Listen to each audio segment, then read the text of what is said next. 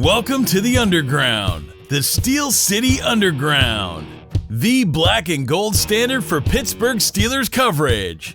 Now, here are your hosts, Joe Kuzma and Brian E. Roach. Hello, everyone, and welcome to another edition of the Steel City Underground podcast. My name is Joe Kuzma, the host who loves toasts and the 37-year-old man who has the voice of an 11-year-old boy, joined by the host who doesn't like toast, who is silky smooth with his deep Isaac Hayes bass in his voice. Mr. Brian E. Roach. What's going on, Mr. Roach? That's the nicest thing you've ever said about me. Comparing me to Chef is the greatest accolade of my life. Chef from South Park is great. And then, it fits with our Shaft theme from, I think, the last episode. So yeah, let me tell you something real quick. I spent, back in the day, about 2 weeks escorting Isaac Hayes around for a movie that was called Uncle Sam, a bad B-budget horror film. It was the greatest time ever. You know what? I'm actually familiar with said B movie. Back in the day when I was in college, I used to work at a video store. I believe you used to work at a video store as well. So back in the day when people actually, had to rent VHS tapes and then they would return them and then never be kind and rewind, and then we had all these rewind machines and things would pile up and then we get busy. But I remember Uncle Sam being on the shelf. I remember some other really bad, there was like a studio that was just famous for just releasing these so-called horror movies with the lesser production budget than what we have for this podcast. So, I mean. Apex, and that was the studio I worked for at the time. Nice. Oh, there was another one. I'd have to look it up, but they pumped out a movie like maybe every other month, and it was always a direct-to-video thing. I wonder if those were ever profitable, but anyways, the one hugely.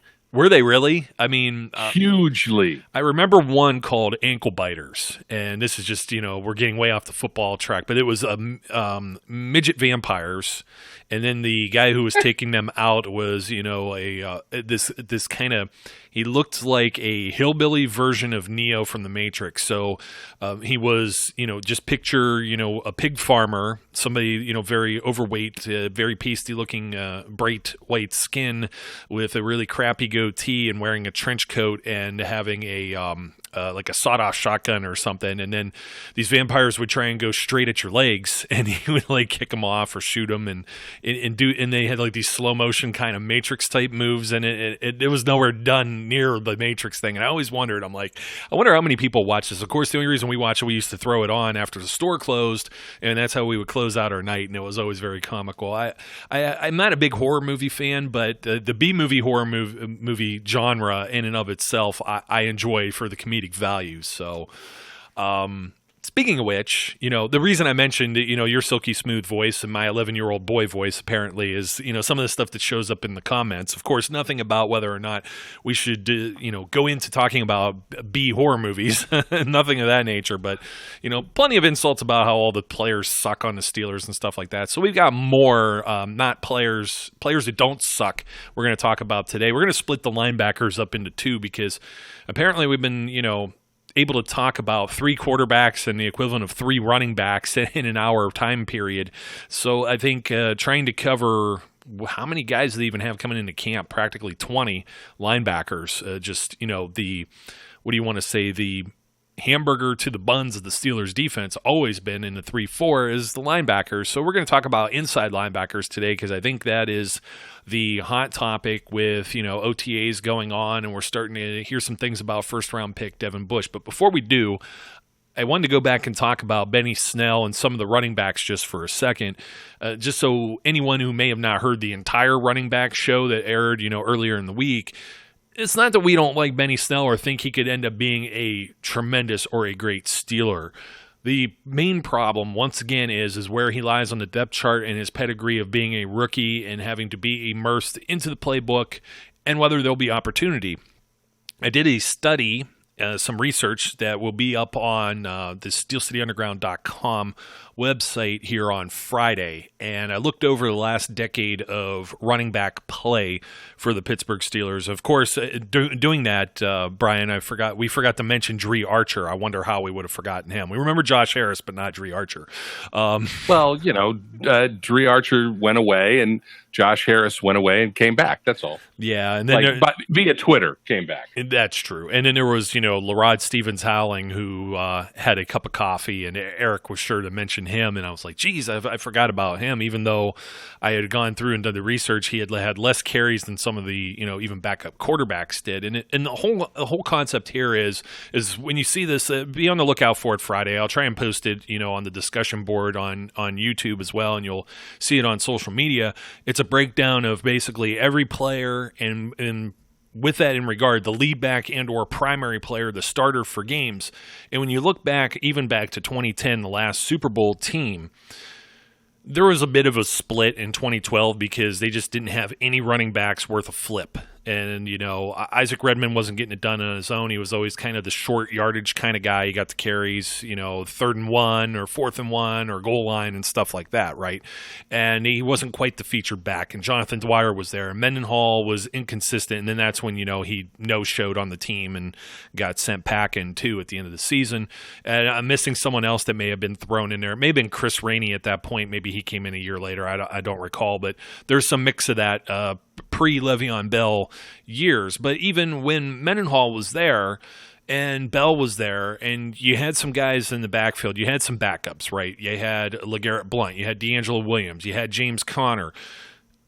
The interesting statistic to me, I had to throw a few games out because of either an injury to a player or maybe it was a blowout. The game was out of control or it was already in hand. Let's give Le'Veon Bell a rest, bring someone else in. There's only a number of instances where anyone has had more than 6 carries in a game as a Steelers backup running back. And this is actually even true, I believe, of the 2012 season where they were rotating running backs primarily. But at least since 2014, which would be the year LeGarrette Blount was the backup, nobody other than LeGarrette Blount has had more than 9 carries in a game where the primary lead back has been there, unless it was a blowout. So it's happened twice with Stephen Ridley. Christmas Day against the Houston Texans when he was newly signed. Last season against Carolina Panthers. I think he had 8 or 9 apiece in those games. I think Ridley had, no, he didn't even have more than that because he wasn't the starter. When he was the starter, the Week 17 game, James Conner was out that rookie year, 2017. He had an overwhelming amount of carries there too. So it was still the primary back. His backup, Fitzgerald Toussaint, in that game didn't get that many carries. So there's only since Blount, and Blount had 10 carries twice as Bell's backup. He was never a starter in the 10 games that he dressed for the Steelers. And he carried the ball, more than 6 times in 5 of his 10 games. Of course, the game where he walked out and was mad, he didn't carry the ball at all, so he actually played like 9 games. Now, that's to say, going from that point forward, there's only one instance where a running back had that many carries, more than 6, I'm telling you, a backup, in which the primary running back also played, and that was D'Angelo Williams when Le'Veon Bell got his knee hurt against the Bengals. What was that, 2015, I believe? And then when D'Angelo took over, no one else subbed in. So what we're trying to get at here, and you'll see all the numbers on the website when the article's published, the opportunities just may not be there for Benny Snell to get on the field because the Steelers have invested heavily in using a primary running back for almost the better part of a decade. Yeah, we mentioned that, but we didn't go into as much depth as maybe we should have last time around. But I think it was clear that one of the things that we were talking about was the fact that they have a habit of using the primary running back heavily. There was a lot of complaints, especially when you had D. Williams in the backfield with Bell, that they were using him to an exclusion. But as you said, when you've got an all-pro running back, and that's going to be the same case this year with James Conner, a guy who is capable of doing everything you need him to do, why are you taking him off the field? Which is why I said last time around, the only way that one of these guys is going to get heavy rotation is if they force the issue or there's an injury. If they play so out of this world that you can't keep them off the field, or unfortunately something happens and one of your other running backs goes down. Now, that's not to say, when they had Blunt, they obviously tried to do a little thunder and lightning. The irony is that Blunt was unhappy he wasn't getting the ball enough, and he's the guy who's seen the ball more than any other backup since. and practically before, too, if you break down some of those numbers. But they were trying to do a few different things when, Mendenhall wasn't getting the job done and Redmond wasn't getting the job done. They tried. I think Baron Batch was in that mix, too, maybe. That was another name. So we're just trying to illustrate maybe somebody like Terrell Watson just, didn't make enough impact to warrant more carries than what he got. Bounced from the roster eventually. Fitz Toussaint, they already knew who he was. You're going to give him that many carries. But James Conner still didn't really leak out onto the field and still didn't get that many carries. I mean, he really didn't get that many carries. Blunt has had, in that shortened season, and he was with the Steelers, has more carries than any backup since, in a backup role, mind you. I didn't count where D'Angelo Williams was actually the starter. So when you take into the account when D'Angelo was a backup, he didn't really see the ball that much. Connor didn't see that ball that much. So Benny Snell, he may get an opportunity here or there, but to really think that he's even like a 6 carry per game guy at this point, especially when you also have Jalen Samuels on the roster, if Benny Snell were the main backup, then there may be more of an argument there from me. But as a rookie and a guy who appears to be, third on the depth chart, and we didn't get to talk about some of the undrafted guys that were signed either, but it's just to put it in perspective. Don't have these real high expectations. For all I know, he's going to get out there, have 2 or 3 carries for 40 yards, maybe bust off a 20-something run and maybe a touchdown. That would be wonderful. I can see him doing that. I could see him being a great player with the Pittsburgh Steelers. Nothing against him whatsoever. It's just a matter of opportunity, and it's just a lack of playing time there with James Conner entrenched as the starter. Of course, all bets are off once there's an injury, and there's kind of splits. We even saw Jalen Samuels kind of split with Stephen Ridley. The first week he filled in for James Conner. The second week, Stephen Ridley didn't really see the field at all. And it was just the Jalen Samuels show as he put up over 100 yards all-purpose and a score or two against the New England Patriots. So moving forward, just because we didn't mention these names, and quickly because we have linebackers to talk about, in fact, important linebackers to talk about, Trey Edmonds, Malik Williams, Trayvon McMillan, and Ralph Webb are some of the other running backs coming to camp. Trey Edmonds is he's related. He's a brother of Tremaine and Terrell Edmonds. You may know those names, of course, the Steelers starting safety. McMillan comes from Colorado and almost looks kind of like maybe an unheralded Le'Veon Bell kind of clone from some of the, highlight tape stuff that we saw. And I really can't comment a whole lot on Williams or Webb. I think you may be a little more familiar with Williams than I am, Brian. A little. He has all of these guys have their skill sets, right? And they all have their highlights, and they are above the rim, so to speak, from a college standpoint. That being said, they all face the most onerous of tasks in trying to even make the practice squad with the Steelers, because you have a Pro Bowl running back at the top of the heap. You've got a second-year player who is well thought of and had some nice contributions last year, and then you've got a new draft pick. It's going to be really difficult for any of these guys to make a play to stick on this team, which is, I think, the reason we didn't really go into depth in them, because while it's possible somebody like Malik Williams might stick on the practice squad, he spent a year on the Falcons practice squad already.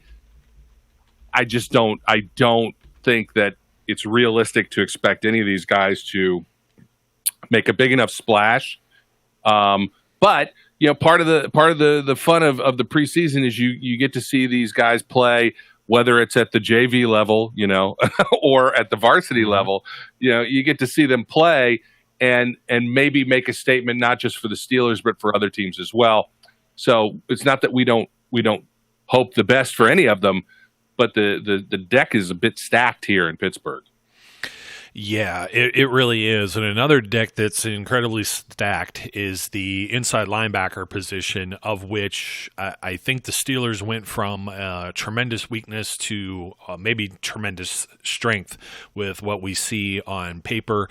Adding 2 draft picks this season. Devin Bush, obviously, they moved up for in the first round. They added Ulysses Gilbert. Out of Akron, correct? I don't have it actually in front of me, but I think that's right. Yes, yeah. he's out of Akron.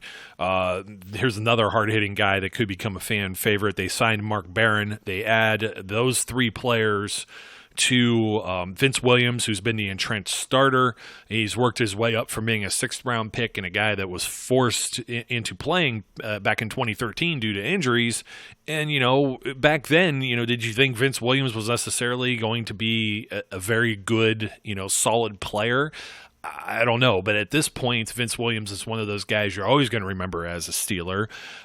He's been surprising in the sack category, too, in quarterback pressures. He had 8 sacks in 2017. He had 4.5 last season. He's somehow come up with interceptions twice, once apiece in each of the last 2 years, too, and being asked to do things, really, where when you had Ryan Shazier there, it was shake and bake. These guys were sharp. They were good together, a good pair.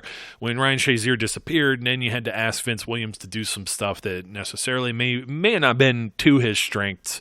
And that's the reason why you saw some players like LJ Fort get more playing time, or John Bostic ended up on the bench because of the passing game and the teams they had to defend against, like the Saints or the Patriots or anything like that. But not to take away from Vince Williams at all.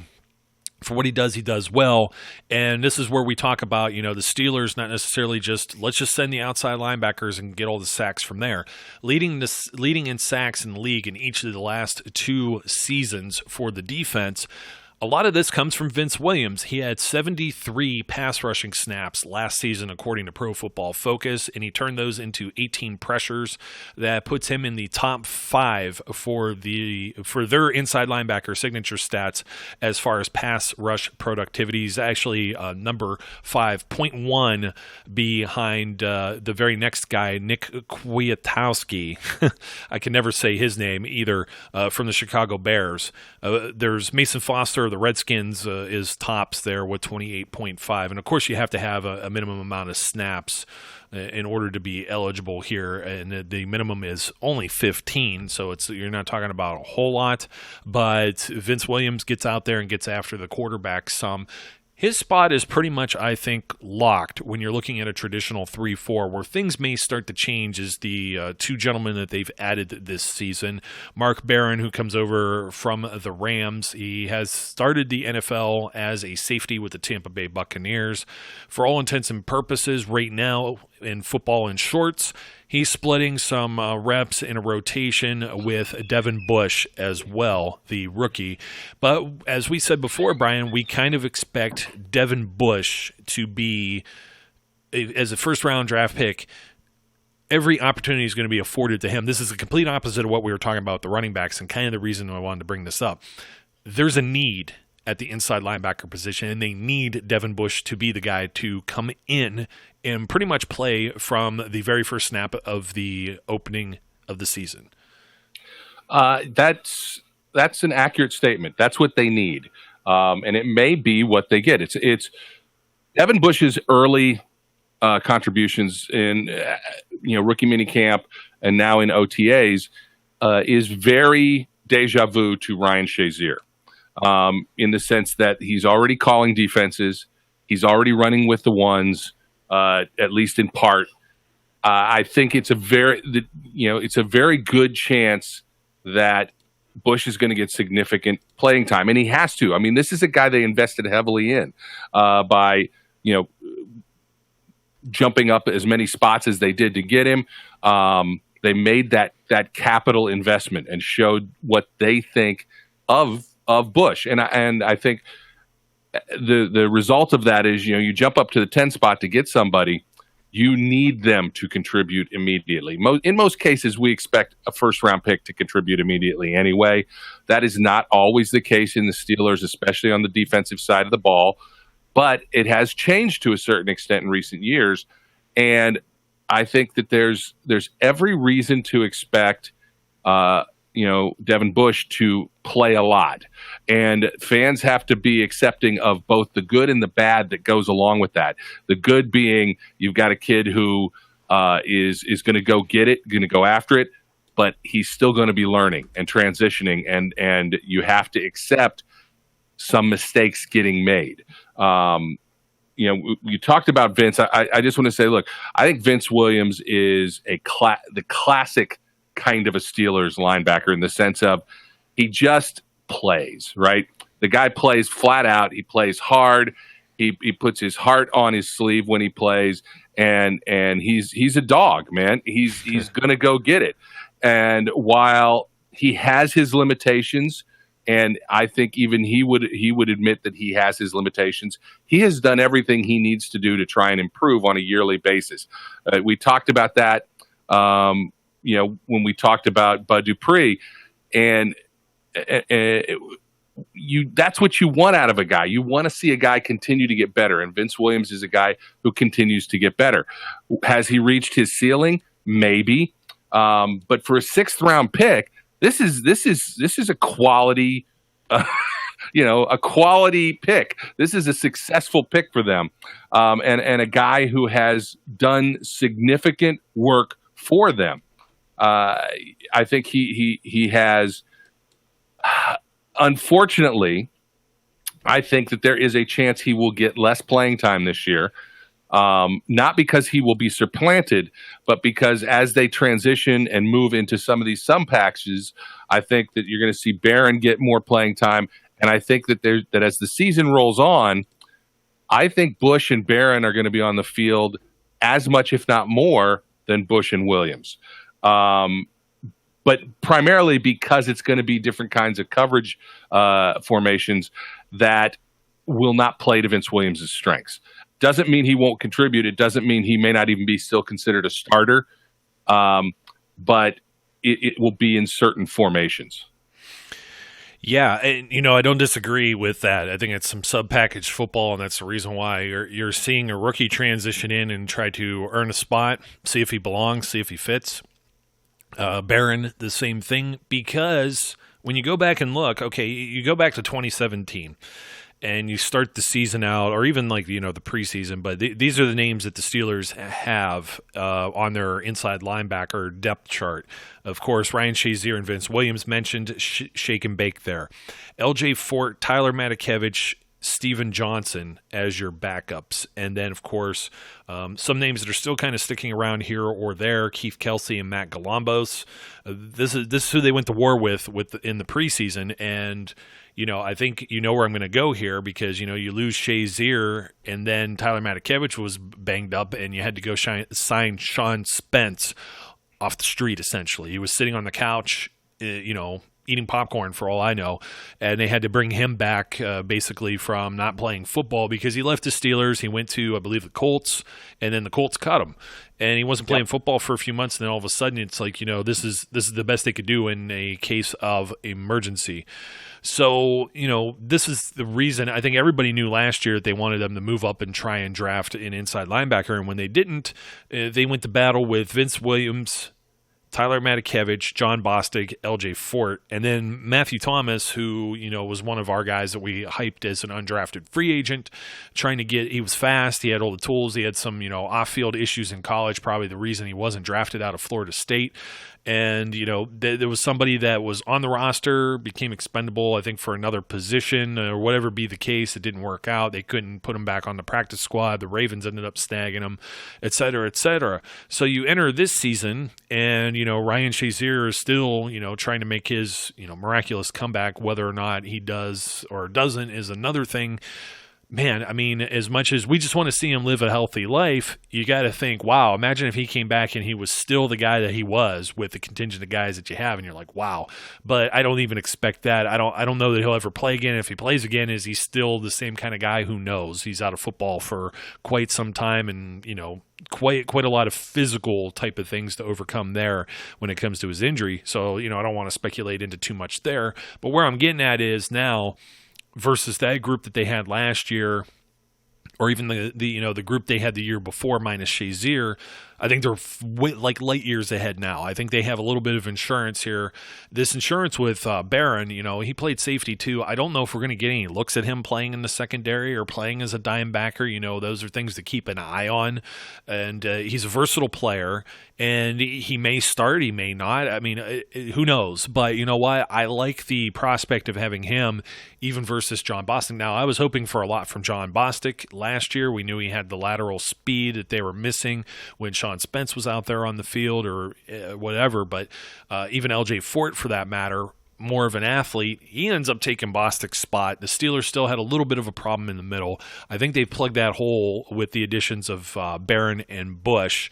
And then, of course, you mentioned Vince Williams and being a 6th-round draft pick. Well, now take a look and see what you got here as far as the depth. You have Tyler Matakevich, a former 7th-round pick, who really, he really hasn't seen much time on the field. I think we're at a point with Dirty Red is who he is, and that's a special teams player. And he's had some moments, too. Blocked punt against the Browns a couple years ago.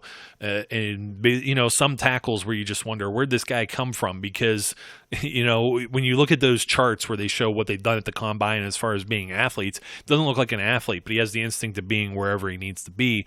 Unfortunately, with the Steelers setup, I think he's starting to get pushed out, phased out, and they had to do something different. That's the reason why they brought in 3 new inside linebackers. When you're looking at Barron, you're looking at Bush, and we're going to talk about Gilbert here in a little bit too.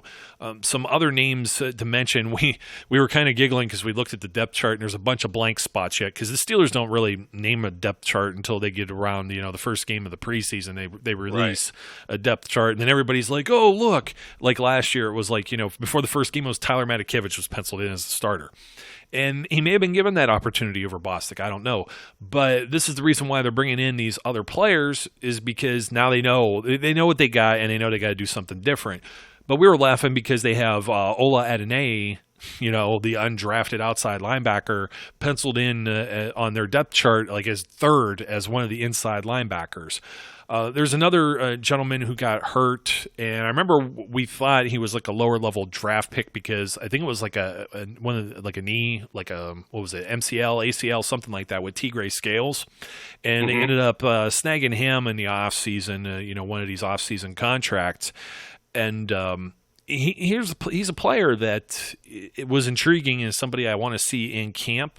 But again, he kind of has, maybe an uphill battle. Might be somebody that they may hang on to on the practice squad. And another speculative one is the other 6th-round pick is Sutton Smith, who was one heck of a pass rusher in college playing in the MAC conference. And what was it, Northern Illinois, I believe. So a lot of you aren't getting that one on TV. So you're probably not seeing him. But the guy was like, nobody could get their hands on him. I don't know what they do with him or where they put him because of his size. There was some speculation that he may get some inside linebacker looks too. But, in whole, just catching up and getting my breath here, this unit looks a heck of a lot better than it has in quite some time. Yeah, there's just no way to look at it and think that it's the same weakness that it was viewed as in past seasons ever since Shazier went down. Mark Barron, while may not be the traditional style of linebacker, is more fitting of the way the NFL is going, and able and play. Look, that's what he played with LA. He is a linebacker, even if he's a smaller linebacker. But these smaller, quicker linebackers that are able to, cover, tight ends and running backs more effectively. That's the way the league is going, and that's. The Steelers are, if I don't want to say ahead of the curve that they were with Shazier, they're now at least still on that curve, and that's the position they kind of found themselves in last season, was they just didn't really have those guys. Bostic didn't really live up to expectations. Vince Williams did what Vince Williams can and continues to do, and Morgan Burnett, who may have played some nickelbacker position, just didn't really ever click, through injury and then maybe not wanting to take that role. It just never worked. I think that this is a group that they're going to take a little time to mesh. I'm interested to see how it fills out. I think it's very clear that the top of the charts. But we kind of talked about this in brief, I think, in one of the draft episodes. Does this mean Tyler Matakevich is going to get pushed off the roster? It's possible, even though he's a special teams, phenom, so to speak, and an ace on special teams, and we like the guy as a person and as what he is able to bring to the field. Unfortunately, you could see easily when he was forced to start, he has some deficiencies in his game that are problems when he has to go out there and run with the ones. Is somebody like Ulysses Gilbert going to be able to contribute enough on special teams that it makes Tyler Matakevich, dispensable or disposable? I don't know, but those are the kind of camp battles at the lower end of this linebacker roster that are going to be interesting this season, and weren't there really last year. Yeah, and you know what else is kind of crazy too is when you look at going into the draft. We're looking at the linebacker position. Everyone is, rightfully so, in panic because they hadn't replaced Ryan Shazier. Ryan Shazier, whatever his future may hold, the Steelers have to do something different because he's not ready. So when you look at some of the linebacker rankings, and I kind of, I giggled at some of this a little bit. Pro Football Focus had the one with Devin White and Devin Bush 1 and 2, which I think everyone agreed with. We were always arguing about this stuff.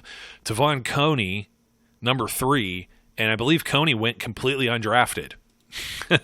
And, that was whatever it might be. It may have been medical or something like that. Blake Cashman is somebody that they had ranked 4th, doesn't go until the 5th round to the Jets.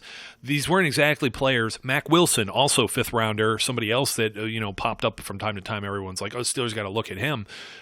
He's a 5th rounder to the Browns, who also took Sione Takitaki, who was ranked 8th according to Pro Football Focus. So, there's Drew Tranquil and Vaseem Joseph. Pretty much if they don't move up, they're not going to get maybe a guy that's capable of plug and play and start. And then they're maybe in the same position as they already were if a veteran like Barron is on the backside of his career, just to throw it out there. I don't know that he is or isn't.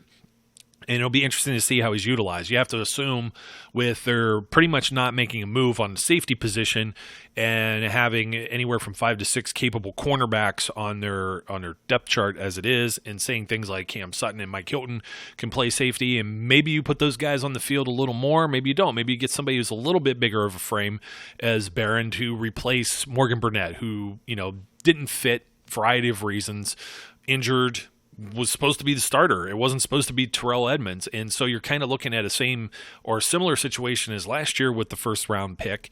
And the same thing with TJ Watt. Remember TJ Watt and James Harrison? You weren't supposed to see Watt on the field right away, were we? And Watt kind of just took the position and didn't give it up. And he was like a day 1 starter. So I think you're looking at the same thing here with Bush. I think that there's a precedent here with the 1st round picks that the Steelers will give them every opportunity to be the man, so to speak. And when I look at everything else that was out here, I'm happy with getting somebody like Ulysses Gilbert. And we were talking off the air. I've got kind of already a 53-man roster projection in mind, and it's something we'll cover in the future. But the Steelers usually retain anywhere from 8 to 10 players. And we know they got at least 4 outside linebackers that they like. Bud Dupree's back on a 5th-year option. You got TJ Watt, of course. Anthony Chickillo re-signed. Ola, who was the preseason phenom. Plus, you have Sutton Smith, who was drafted. There's 5 bodies right there. You look at the inside linebacker position, and Bush, Barron, and Vince Williams aren't going anywhere. You're already up to 8. So now there may be a camp battle between Gilbert and Matakevich, or this may bump, somebody like one of these corners like Artie Burns off of the roster, or they really only have maybe 4 safeties. They got some undrafted college free agents that are coming in to compete. They could always add to the roster with trades and whatnot, as well as other teams trim down to 53 later on. But I think all of these players, at least the draft picks, have an opportunity to make this roster. And I think they definitely solidify this position. It's been a problem because let's say Bush or Barron were to get hurt. Now you have somebody that could come in and play. They at least have some insurance policy that's there, where in previous years, what were they going to do? LJ Fort is a guy where everyone giggled and chuckled because they used the terminology, and I guess it's the legal mumbo jumbo that deals with however veterans are vested and, their pensions or medical plans or whatever may be the case. He was terminated, and everybody's like, oh, he's never going to be back. And he was on the roster again. He was basically the modern day Ross Ventrone. And he was tired of that. And so he went and signed with the Eagles this offseason. I know they wanted to try and bring him back, and they did not. That would have been interesting, too, because obviously this is a sign that they want to do something different and they have other players. He would have definitely been behind Bush and Barron for sure. But I don't know if they sign Barron if LJ Fort gets re-signed. I don't know if I feel as good about having LJ Fort play in the spot of Barron. And then we find out just recently, too, just to throw this note about LJ Fort out, if the Eagles don't keep him, that could screw the Steelers out of a compensatory pick in the third round due to the value of Le'Veon Bell's contract and losing a veteran such as LJ Fort. So we do have to root for LJ Fort to make that roster, or else, then the Steelers are without a third round pick next year because of that trade to move up for Bush. But in the end, I'm still going to say it's all worth it. And I definitely like where they're going with this. I like what the roster looks like. Hopefully nobody gets dinged up in camp, and we can move ahead, and maybe we'll have some peace of mind when we actually see Bush take the field, or even Barron for that matter. The defense is gonna get snaps. They don't usually sit on their keisters like the offensive players do, like a Big Ben or anything like that. And paying Ben as much money as they do too, but with all these other younger players, I wonder how in sync they're going to be. But I don't think you see a lot of Ben or Connor or Pouncey or even Juju that matter in the preseason on defense. I think they're going to try and get this all to gel, at least if it's like a few plays or a few series in the first quarter. You'll probably see Bush play an awful lot, probably even maybe more than Barron. So this isn't like it's Barron's job to lose, so to speak. I think it's more or less Bush's job to keep or to lose in that respect. Yeah, I completely agree with that. I think that the minute they went up to get him, it was his job to essentially prove he wasn't ready for. If he as long as he doesn't do that, I think it's his job.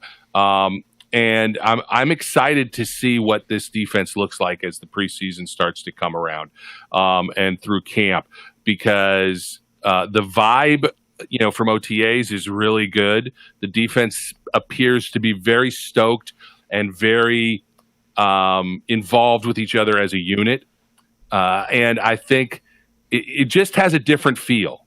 And you've got guys on here who are fast, who can make plays, who can get to the ball and get to the ball carrier and make things happen. It should be really, really interesting to see how this all gels together. Yeah, it should. And you know what? We talked about running backs. We talked about some inside linebackers. I'm not sure if there's much more to cover with them. We may as well just talk about the outside linebackers too, since we briefly mentioned who has what role. You have starters entrenched. As much as some people don't like Bud Dupree, I don't know that I need to go through this once again, but we broke it down the year before. He drops into coverage an awful lot. When you're dropping into coverage, you're not rushing the quarterback. Okay, I get the TJ Watt got like 12 sacks last year. He had, 6 or 7? I think 7 his rookie season. I understand he's getting there more often. Do I think TJ Watt's a better player than Bud Dupree? Yeah. There's nothing wrong with saying that. But to expect Bud Dupree to do the same exact thing as TJ Watt, maybe not. This is really a make or break year for Bud Dupree. And even I defy people to go back and look at some of the Steelers' great pass rushers. I want to say, and I mean not Kevin Green, because Kevin Green, he's one of the guys who, stands above all else. And then he came in as a free agent with the Steelers too. So don't look at him, but look at like Greg Lloyd and how long it took him, like 4 or 5 seasons to finally start becoming the sack master. That ended up being, the guy who James Harrison had to break his record. And there's another one, James Harrison, that look how long it took for him. He was sitting behind people. Now, see, I think the impression is that Bud Dupree should have immediately, as a first rounder and as a starter, get on the field and just taken everyone's heads off. Although he tried with Matt Moore in that Dolphins playoff game. Yeah, but You just have to understand the circumstance and understand this isn't, Joey Porter and LaMarr Woodley. LaMarr Woodley's a guy who came on the field too. It's kind of an exception to the rule. I want to say it took Joey Porter maybe 3 seasons.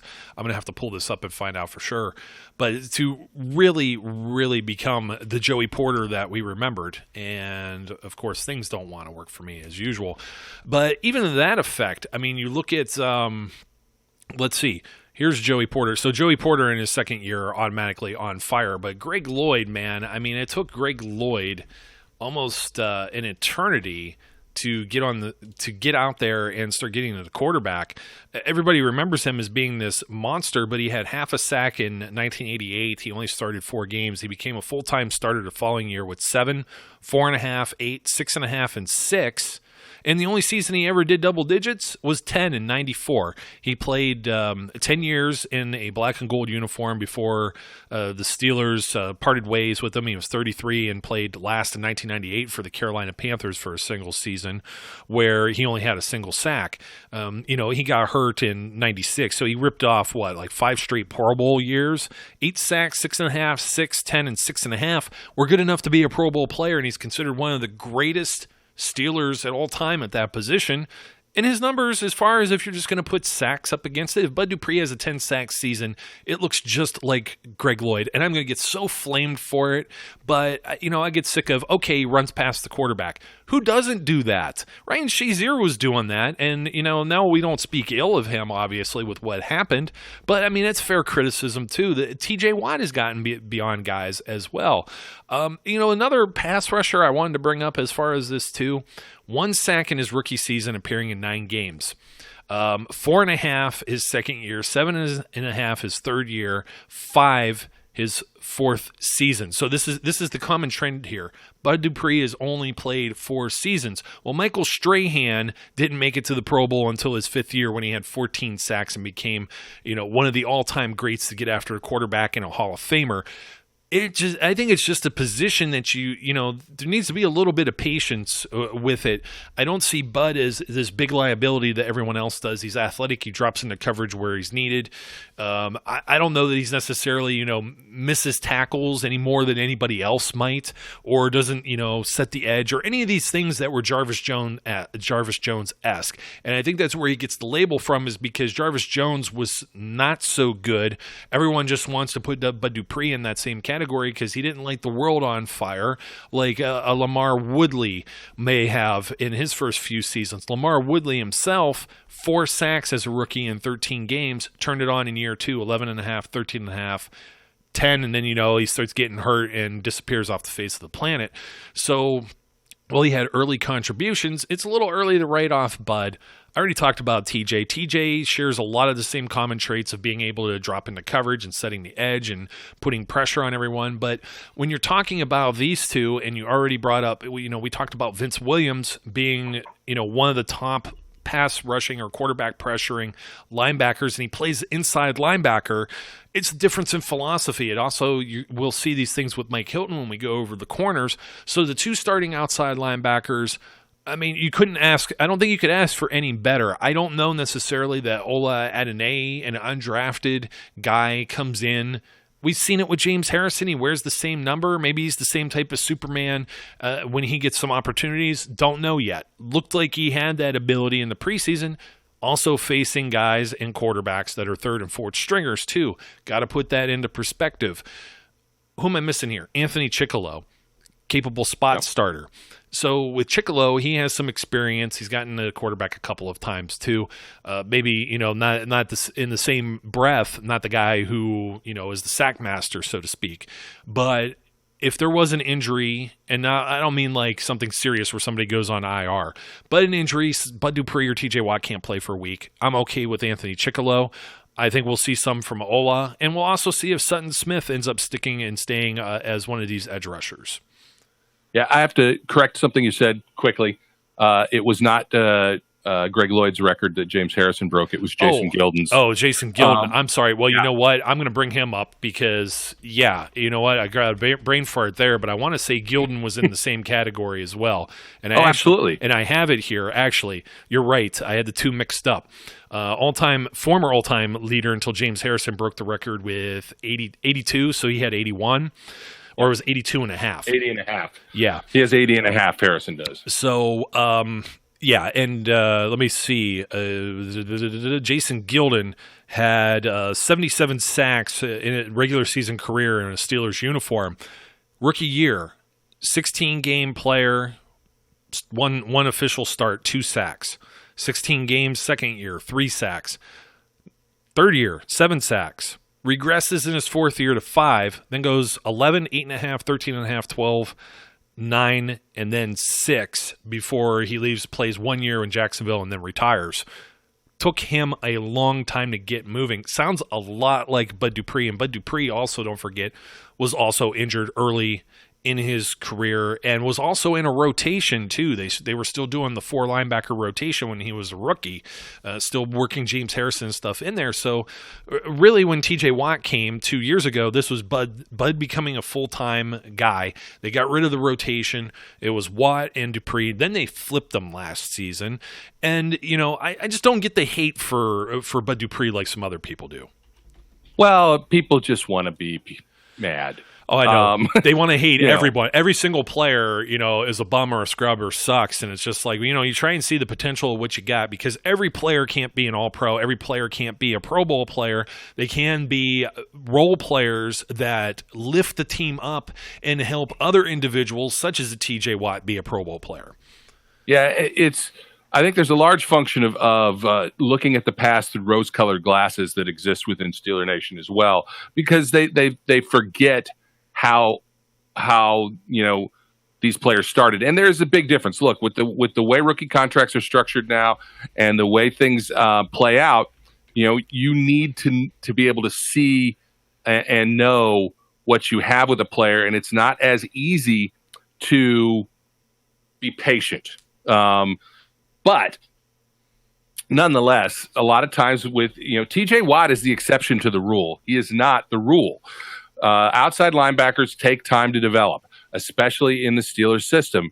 And, you know, you're not going to always see, you know, the kind of production that you want. And comparing a Joey Porter, a Jason Gilden, a James Harrison in their heyday to, or even a Lamar Woodley in their heyday to, you know, these guys in the early part of their career is revisionist history, because if you're going to make those comparisons, you got to do what you just did and make the comparisons year to year. And you will see that, you know, Bud's on a trajectory and he's improving.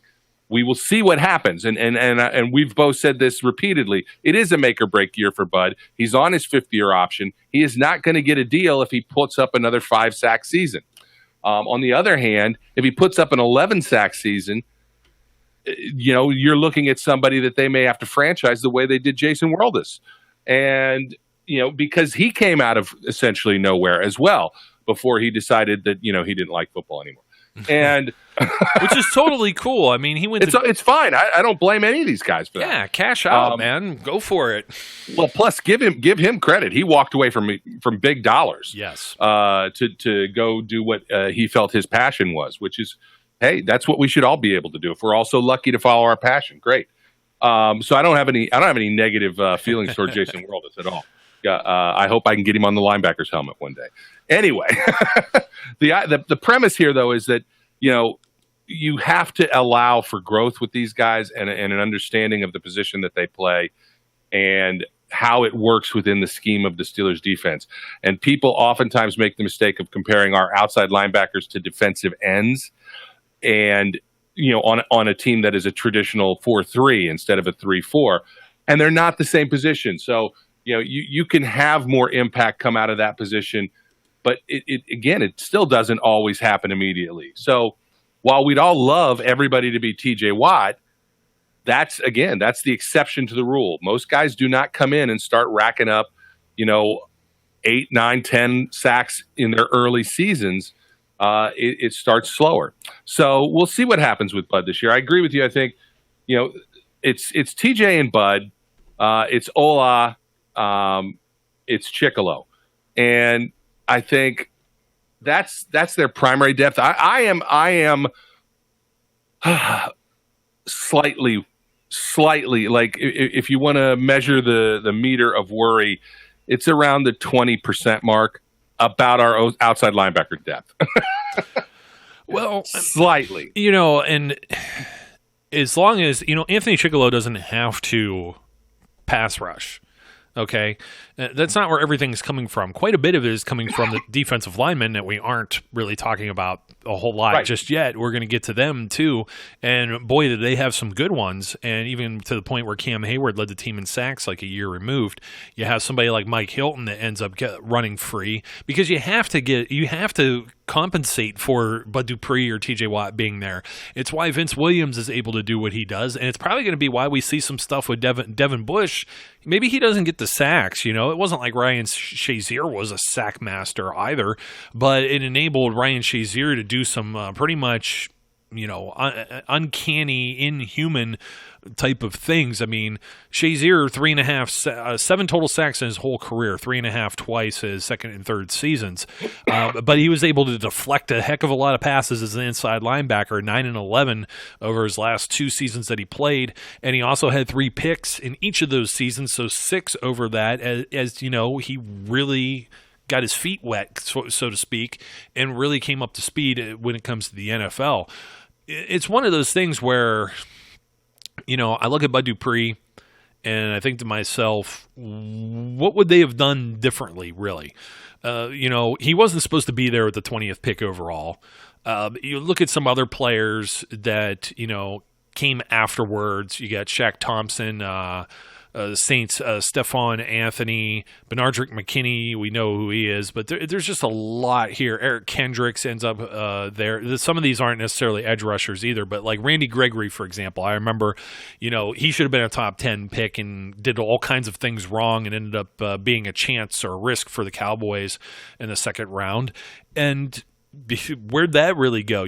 Every now and then you may find a diamond in the rough that's further down in the draft, but that doesn't always happen. So I think Bud Dupree was where they needed to be. You can't necessarily count on some of the defensive ends that were taken, and there was a whole group of them too. Here's one that comes to mind is Shane Ray with the Denver Broncos. Shane Ray, was meant to get in there and, be a supplement to a lot of the Broncos pass rush with Von Miller. And I'm trying to think who else. They used to have a lot of guys. Malik Jackson, I think. Derek Wolfe, I believe, is still there. They had a heck of a defense, but Shane Ray, he couldn't become a starter. And last year he didn't start a single game, and he had 1 sack. In 2017 he had a single sack. He got to the quarterback 8 times in 2016, his sophomore year there, and 4 sacks as a rookie, where he didn't start at all, but he was more of a situational type player. Going to have to see him in a Ravens uniform now, unfortunately, where, he could flourish at that spot. But, had they taken Shane Ray and not Bud Dupree, you may have had more things to complain about, is kind of what I mean. So, but I do like the young players here, Brian, the 2 that should round out, the depth chart and the guys who should make the 53. And that's Sutton Smith and Ola Adnei. We saw some promise with Adnei. You had to blink and look twice to see if, there was somebody else wearing the number 92 jersey that they gave away so quickly, and I don't necessarily blame them for doing that. But, he fit into that jersey pretty well from what we saw in the preseason. And then, as I mentioned, Sutton Smith, and I don't know, there's some, voodoo witchcraft Pro Football Focus thing there that says, he was one of the, maybe the top pass rushing guy in all of college football, last year or each of the last 2 seasons, and he has an awful lot of statistics to support that as well. And I'm going to see if I can pull up some Sutton Smith stuff here. Here it is, PFF college era. Only Nick Bosa finished with a higher single-season grade than Sutton Smith did in 2017 with edge rushers. And guess what? He only finished 0.1% in their grading system lower than Nick Bosa did, 93.9 and 93.8. They actually graded Josh Allen just a smidge lower too at 92.2. And then going to Harold Landry in 2016, 92.2. So what else can you say about that? Now, it may be some competition. I know a lot of people have ragged like on the MAC or, not being one of these Power 5 conferences. But you look at some of the talent that the Steelers have found in the MAC, Ben Roethlisberger, and, maybe we won't have some complaints here about this one in another year or two. And they're going to get to see what he can do too, because, if Bud Dupree doesn't live up to, the billing, or Bud Dupree does and they can't afford to bring him back, now you have some people in reserve that the future looks pretty good, and it's something else that could also be addressed in a future draft. So for 2019, I feel really good about the group as a whole. Yeah, I mean, as I was saying, it's not that I don't feel good about this group, and that my worry in the depth aspect comes from the fact that, as we were just discussing, this is a position that takes time to learn. And you have on the back end of the depth chart here a lot of young guys, potentially. I am not sure what I make of Anthony Chickillo anymore. I think he is a serviceable backup. I'm not upset that he is on the team, but I don't want to depend on him. If it gets into that position, I don't want to depend on him to have to replace TJ Watt's snaps. I don't want to have to depend on him to replace Bud Dupree's snaps consistently. And that's my issue is I don't know whether there's a guy on the team I feel comfortable with after the two starters taking heavy snaps. And hopefully that starts to show itself in the preseason, that Ola or Sutton Smith or Chickillo is improving yet again. Chickillo is one of those guys that I think found his ceiling early, and it's no disrespect to him. He was asked to change. Remember, he was a D end at Miami, I think. So he was asked to change position, and he had a lot of learning to do too. But I don't know whether I don't know, because remember, there's a coaching change here as well, because Keith Butler is going to coach the outside linebackers as well as be the D coordinator, and that was what Joey Porter was doing. So now you're talking about a guy who was responsible for guys like James Harrison and Joey Porter, now coaching the outside linebackers, and we'll see if that makes a difference too in their development and their growth. I don't feel bad about the group. I just have that minor concern about depth.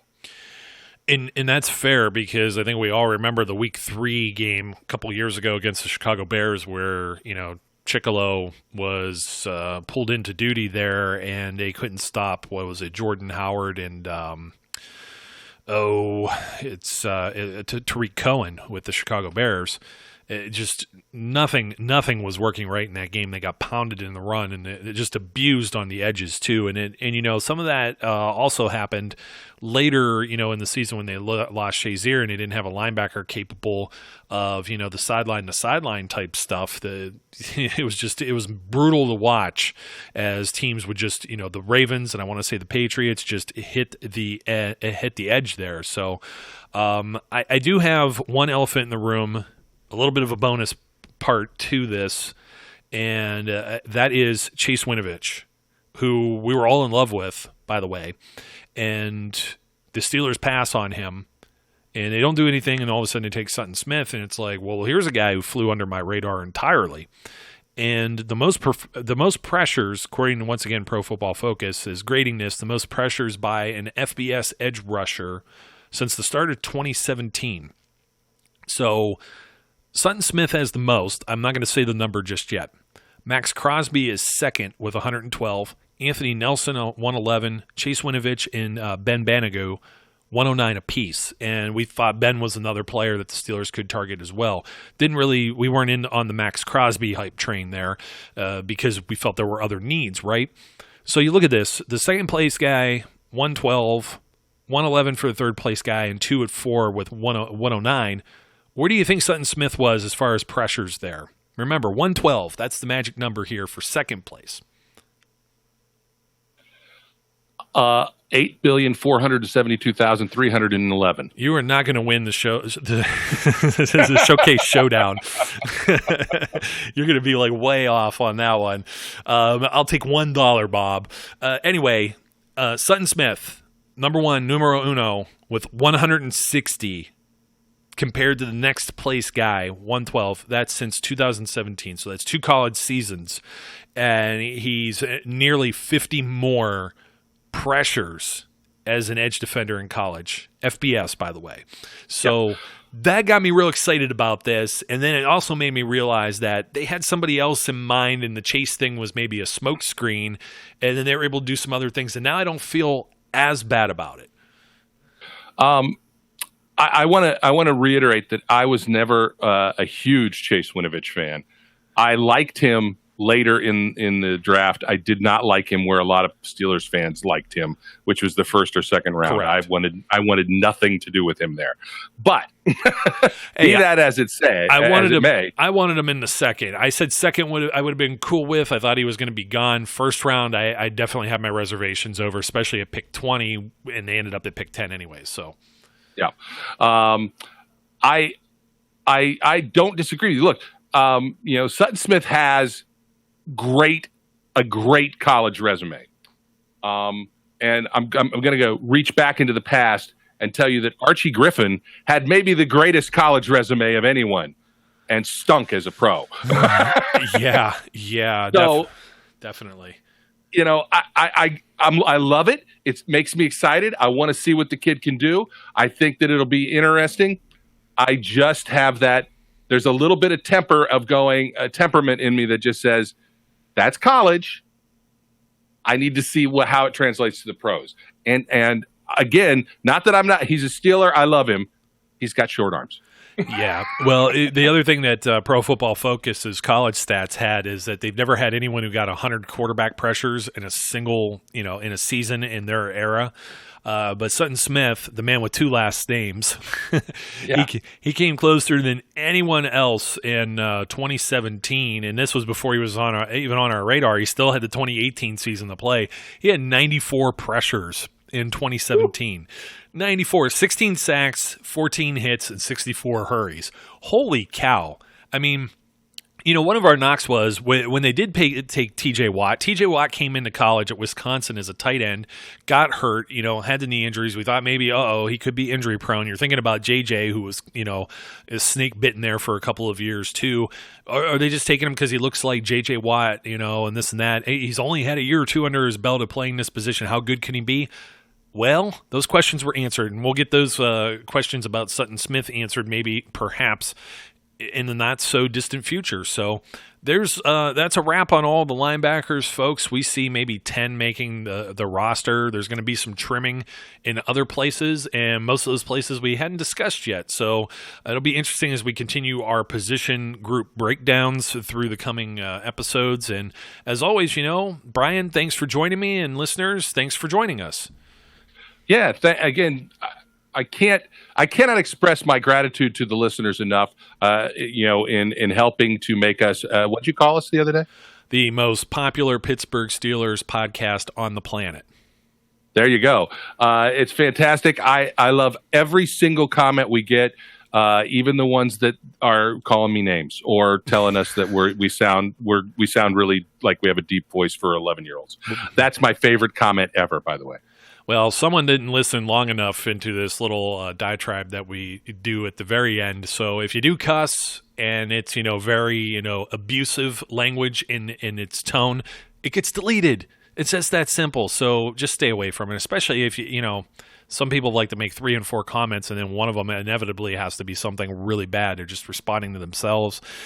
We love you too, but tone it down just a little bit. So with that in mind, my name's Joe. His name's Brian. Don't forget to like, comment, and subscribe. We always encourage all of our listeners at the close of the show out there to be safe, be good, and we'll catch you later. We would like to thank you for listening and remind our listeners to follow us on social media and our website, www.steelcityunderground.com.